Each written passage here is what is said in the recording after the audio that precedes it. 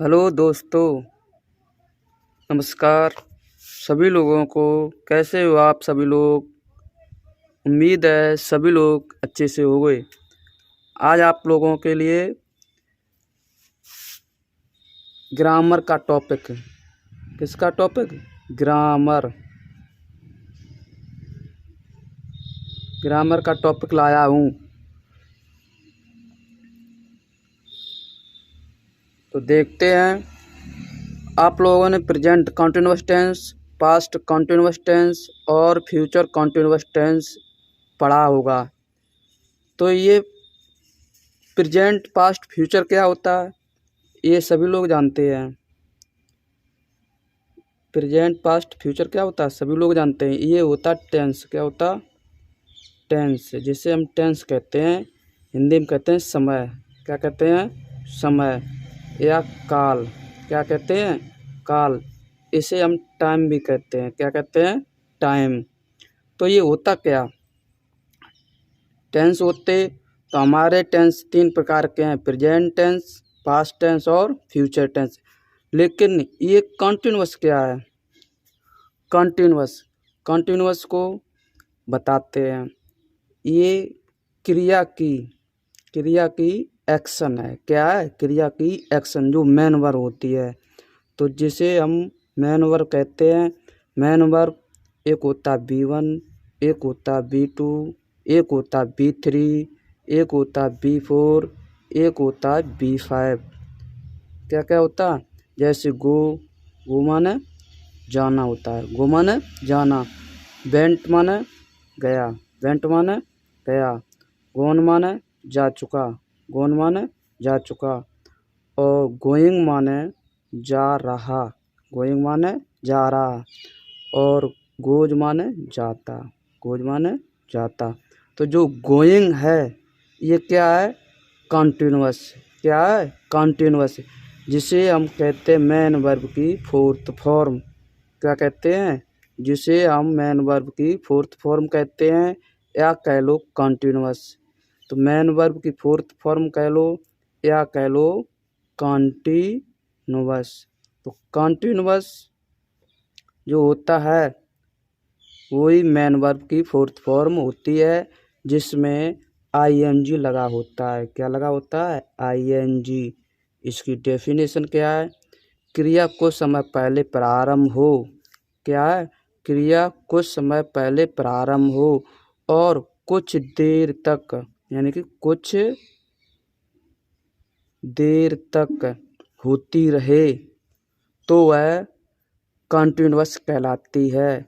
क्या कहलाती है? कंटिन्यूअस। तो वह कंटिन्यूअस कहलाती है। ठीक है। तो क्रिया को समय पहले प्रारंभ हो और कुछ देर तक होती रहे, कंटिन्यूअस कहलाती है। यही हमारा कंटिन्यूअस की डेफिनेशन है। क्या है?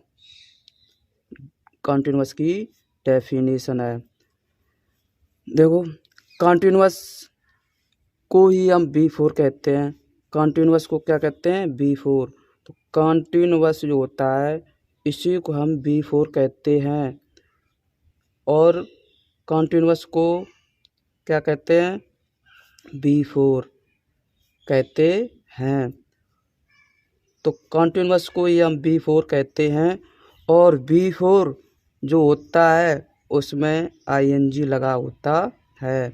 तो B4 क्या होता है? जिसमें ING लगा हो वही B4 है। और B4 क्रिया के होते रहने का ज्ञान हुआ हो, यानी कुछ क्रिया कुछ समय पहले प्रारंभ हो। B4 की डेफिनेशन यही होगी क्या? जो कंटिन्यूअस की है, क्रिया कुछ समय पहले प्रारंभ हो और कुछ देर तक होती रहे, B4 कहलाती है। B4 कहलाती है। मेन वर्ब की फोर्थ फॉर्म जो होती है उसी को हम कहते हैं B4। मेन वर्ब की फोर्थ फॉर्म जो होती है उसी को हम क्या कहते हैं? B4। और B4 जो होता है उसमें लगा होता है ING। B4 होता है उसमें लगा होता ING। तो इस प्रकार से हम कह सकते हैं कंटिन्यूअस क्या? कॉन्टिन्यूअस का दूसरा नाम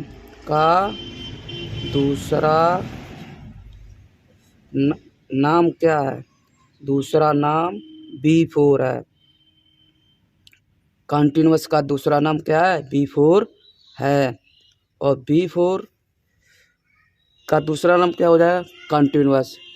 कॉन्टिन्यूअस का जब दूसरा नाम B4 है तो B4 का दूसरा नाम क्या हो जाएगा? कॉन्टिन्यूअस। और कॉन्टिन्यूअस जो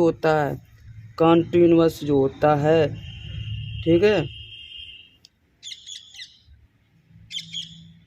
इतना तो जानते हो। कॉन्टिन्यूअस जो होता है, हिंदी में जब लिखा होता रहा रही रहे, रहा रही रहे,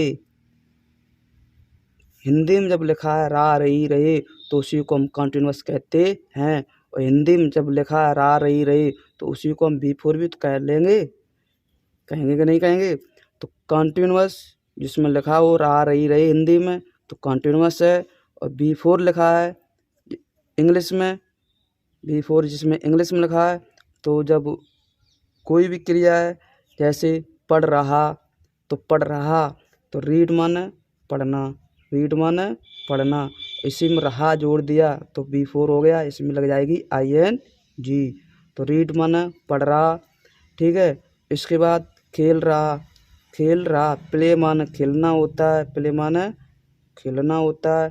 और रहा जिसमें लग जाएगी B4, क्या लग जाएगी? B4। और B4 का मतलब होता है जिसमें ING लगा हो।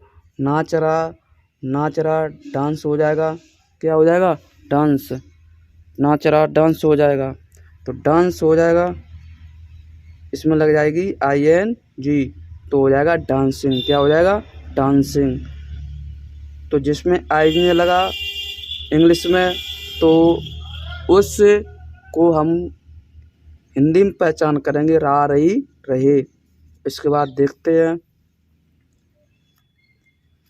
तो यही कॉन्टिन्यूअस जब प्रेजेंट में जाता है, यही कॉन्टिन्यूअस जब प्रेजेंट में जाता है तो प्रेजेंट कॉन्टिन्यूअस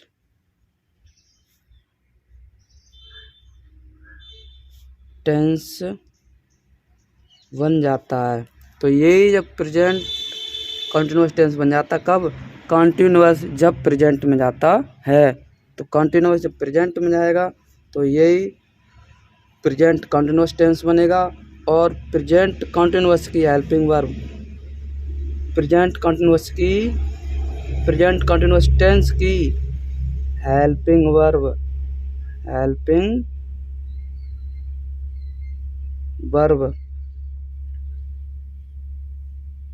इज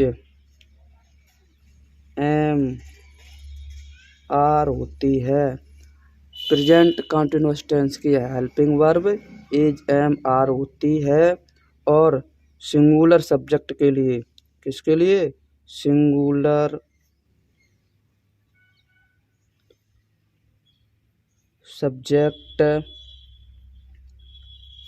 के लिए इज का प्रयोग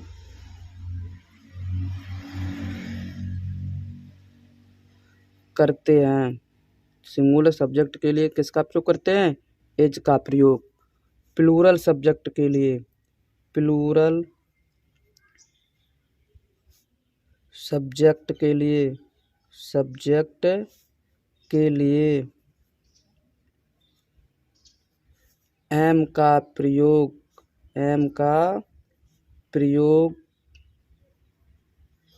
करते हैं। तो प्लूरल सब्जेक्ट के लिए किसका प्रयोग करते हैं? एम। प्लूरल सब्जेक्ट के लिए आर का प्रयोग करते हैं, प्लूरल सब्जेक्ट के लिए आर का प्रयोग करते हैं। तो प्लूरल सब्जेक्ट के लिए आर का प्रयोग करते हैं। और जो सब्जेक्ट आई होता है, जो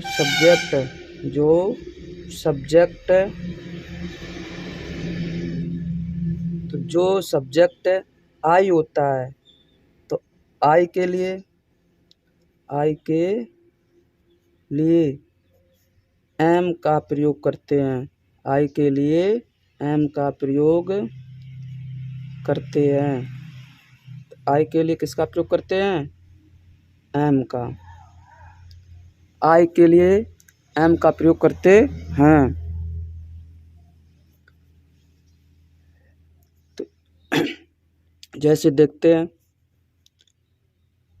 रहा, रही, रहे, ये क्या? कॉन्टिन्यूअस। क्या है? कॉन्टिन्यूअस। तो रहा, रही, रहे कॉन्टिन्यूअस है।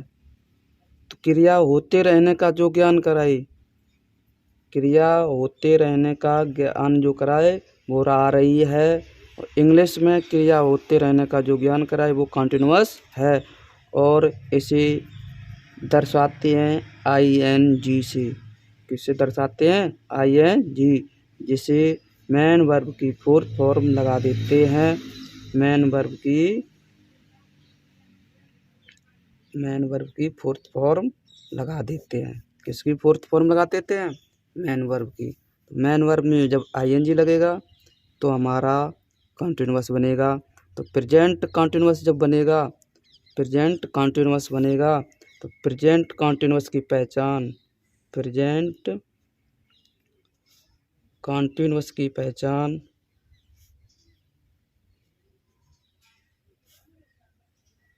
पहचान हो जाएगी रहा है, रही है, रहे हैं और रहा हूँ। ठीक है। और B4 जब आएगी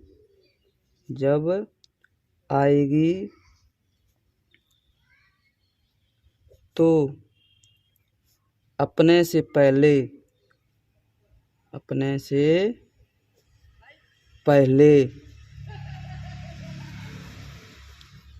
हेल्पिंग वर्ब, अपने से पहले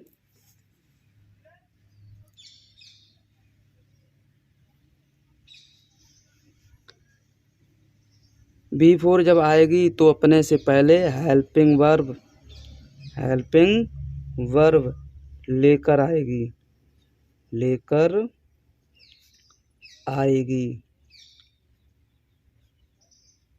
ठीक है ना। तो B4 जब आएगी तो अपने से पहले हेल्पिंग वर्ब लेकर आएगी। B4 जब प्रेजेंट में आएगी तो प्रेजेंट की हेल्पिंग वर्ब लेकर आएगी। B4 जो है जब प्रेजेंट में आएगी तो प्रेजेंट की हेल्पिंग वर्ब लेकर आएगी। अभी बताया है B4 का दूसरा नाम कॉन्टिन्यूअस है। B4 का दूसरा नाम क्या है? कॉन्टिन्यूअस। और जब कॉन्टिन्यूअस है तो प्रेजेंट में जब आएगा तो प्रेजेंट कॉन्टिन्यूअस टेंस बनेगा। क्या बनेगा? प्रेजेंट कॉन्टिन्यूअस टेंस बनेगा। और प्रेजेंट कॉन्टिन्यूअस टेंस की helping verb is, present continuous tense की हेल्पिंग वर्ब इज, एम और आर होती है। सिंगुलर सब्जेक्ट के लिए इज का प्रयोग करते हैं। सिंगुलर सब्जेक्ट के लिए इज का प्रयोग करते हैं और प्लूरल सब्जेक्ट के लिए आर का प्रयोग करते हैं। जो सब्जेक्ट आई है, आई के लिए एम का प्रयोग करते हैं। अब देखते हैं सिंपल सेंटेंस। तो सिंपल सेंटेंस का स्ट्रक्चर क्या है, यानी रूल क्या है? तो सिंपल सेंटेंस का जो रूल है यानी स्ट्रक्चर है, तो जिसे रूल कह दो या स्ट्रक्चर कह दो, ठीक है। तो सिंपल सेंटेंस का रूल है सब्जेक्ट। क्या रूल है? सब्जेक्ट। इसके बाद हेल्पिंग वर्ब। इसके बाद क्या है? Helping verb. इसके बाद यानी कि प्लस मेन वर्ब। क्या है? Main verb. इसमें लगा दो फोर्थ फॉर्म, क्योंकि हम कॉन्टिन्यूअस पढ़ रहे हैं। इसलिए कॉन्टिन्यूअस कोई भी हो उसमें मेन वर्ब की फोर्थ फॉर्म लगेगी। मेन वर्ब की कौन सी फॉर्म लगेगी? फोर्थ फॉर्म, अर्थात B4। ठीक है। प्लस हो जाएगा क्या? ऑब्जेक्ट प्लस अदर वर्ड, ठीक है ना। ये है सिंपल सेंटेंस का रूल। तो subject plus helping verb plus main verb, fourth form यानी कि main verb 4 plus object plus other word, full stop. क्या? Full stop. इसके बाद देखते हैं एग्जाम्पल। एग्जाम्पल देखते हैं। एग्जाम्पल होना चाहिए क्या? जैसे राम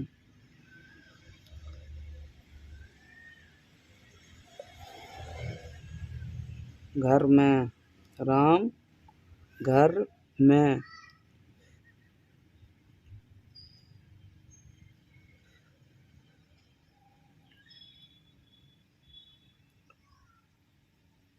एग्जाम्पल क्या होना चाहिए? राम घर में खेल, राम घर में खेल रहा है। या एग्जाम्पल हो मोहन, मोहन नहीं, ये करते हैं बे, बे मैदान में, मैदान में क्रिकेट, क्रिकेट खेल रहे हैं। अब देखते हैं, देखो रा, रहे, रहे वाक्य के अंत में आए हैं। तो वाक्य के अंत में रा, रही, रहे अगर आए हैं तो समझ लेना प्रेजेंट कंटीन्यूअस टेंस है। तो रा, रही, रहे कंटीन्यूअस होता है और है ही वो प्रेजेंट होता है। तो रा है, रही है, रहे हैं, रा हूँ, आए हैं। क्या आए हो? रा है, रही है, रहे हैं, रा हूँ वाक्य के अंत में आए हों तो प्रेजेंट कंटीन्यूअस टेंस होता है। और रा, रही, रहे के लिए, रहा, रही, रहे के लिए, तो रहा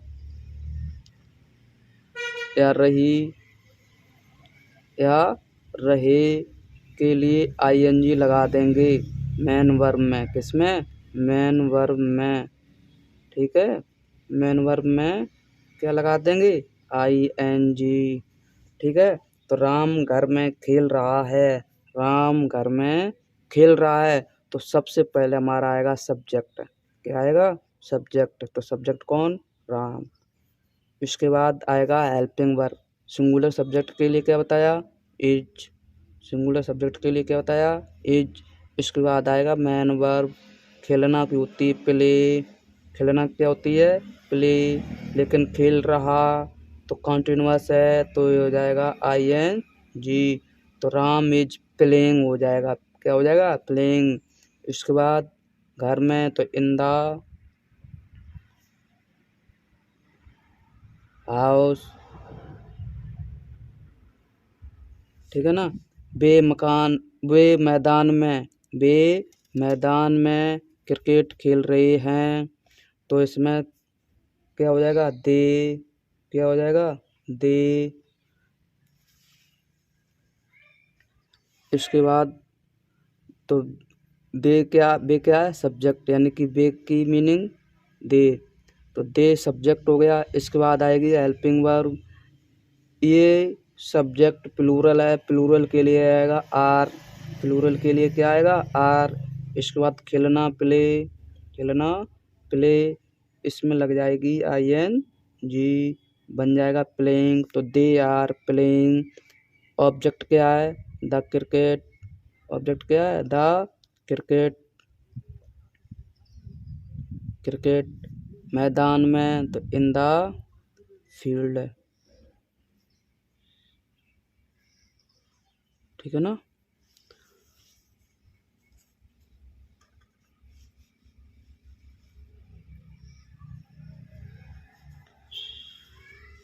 अब देखते हैं नेगेटिव सेंटेंस।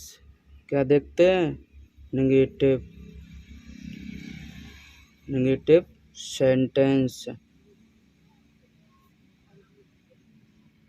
नेगेटिव सेंटेंस क्या होता है? तो नेगेटिव सेंटेंस वैसे होता है क्या? जिन हिंदी वाक्यों में नहीं का प्रयोग हुआ हो या नेगेटिव सेंटेंस होता है, क्रिया के न होने का ज्ञान जो कराता है नेगेटिव सेंटेंस कहलाता है। तो क्रिया के न होने का जो ज्ञान कराता है नेगेटिव सेंटेंस कहलाता है। ठीक है। और इसकी जब अंग्रेजी बनाएंगे तो हेल्पिंग वर्ब के बाद किसके बाद, हेल्पिंग वर्ब के बाद नॉट का प्रयोग किया जाता है। हेल्पिंग वर्ब के बाद किसका प्रयोग किया जाता है, नॉट का।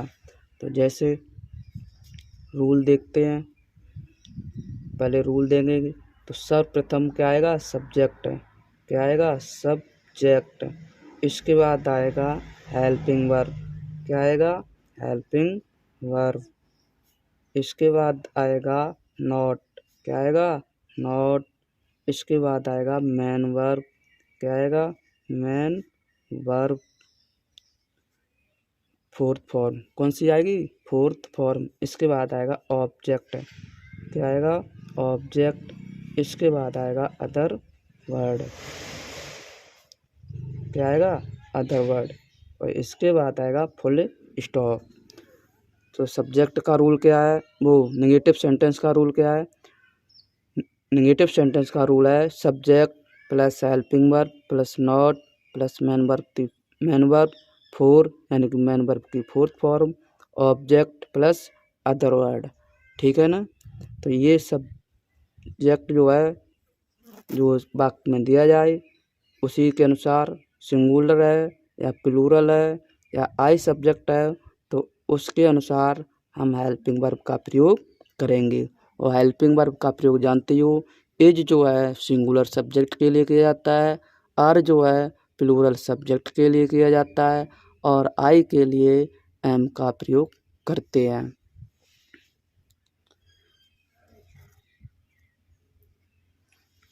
अब देखते हैं एग्जाम्पल। अब क्या देखते हैं, एग्जाम्पल। जैसे गाय,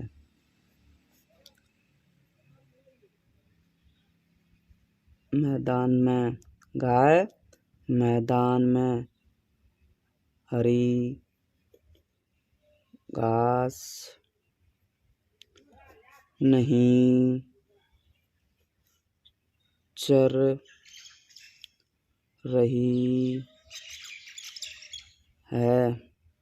गाय मैदान में हरी घास नहीं चर रही है। तो नहीं क्रिया ना होने का ज्ञान हो, नेगेटिव सेंटेंस है। तो नेगेटिव सेंटेंस जब अंग्रेजी बनाएंगे तो हेल्पिंग वर्ब के बाद क्या लगेगा, नॉट। हेल्पिंग वर्ब के बाद क्या लगेगा, नॉट। तो हेल्पिंग वर्ब के बाद नॉट का प्रयोग करेंगे।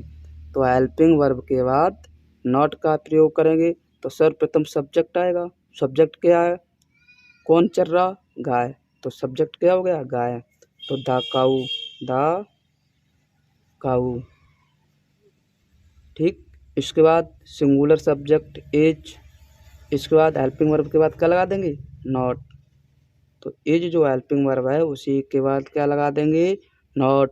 अब चरना के लगाएंगे। चरना क्या है, मेन वर्ब। मेन वर्ब है तो ग्रेज, ग्रेज माने चरना, इसी में लग जाएगी फोर्थ फॉर्म ग्रेजिंग। क्या चल रही, हरी घास। ऑब्जेक्ट हो गया the green grass, green grass.